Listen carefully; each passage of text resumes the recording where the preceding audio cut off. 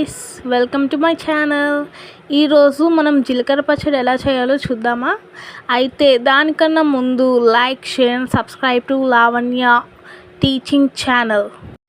ముందుగా ఒక ప్లేట్ తీసుకొని అందులో గుప్పెడు జీలకర్ర, తర్వాత 5 నుంచి 6 ఎండుమిర్చి, మీరు తినే కారం బట్టి ఎండుమిర్చి ఇంకా పెంచుకోవచ్చు. తర్వాత ఒక 10 వెల్లుల్లి రెబ్బలు, తర్వాత రుచికి సరిపడా ఉప్పు తీసుకోవాలి. ఈ 4టిని కలుపుకొని మనం మిక్సీ పట్టించుకోవాలి. అది ముద్దలాగా చేసుకోవాలి మిక్సీ జార్లో. తరువాత నిమ్మకాయ సైజు అంతా చింతపండుని మనం ముందుగానే నానబెట్టి ఉంచుకోవాలి. తర్వాత స్టవ్ మీద కళాయి పెట్టి అందులో 5 నుంచి 6 స్పూన్ల నూనె వేసుకోవాలి. ఇందులో కొంచెం నూనె ఎక్కువగానే పడుతుంది.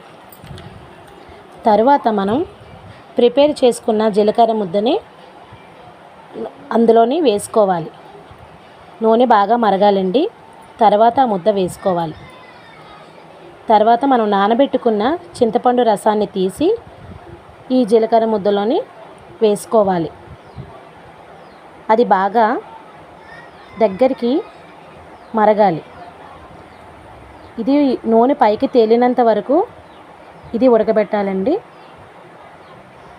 తర్వాత అది దగ్గరికి అయిన వెంటనే మనము స్టవ్ అనేది ఆఫ్ చేసుకోవాలి. చూడండి నూనె ఎలా తేలిందో. ఇలా నూనె పైకి తేలిన తర్వాత మనం స్టవ్ అనేది ఆఫ్ చేసుకోవాలి. తర్వాత వేడివేడి అన్నంలో ఈ జీలకర్ర పేస్ట్ వేసుకొని తింటే చాలా బాగుంటుందండి. ఇది ఆరోగ్యానికి మంచిది. Thank you for watching guys. Please support my channel.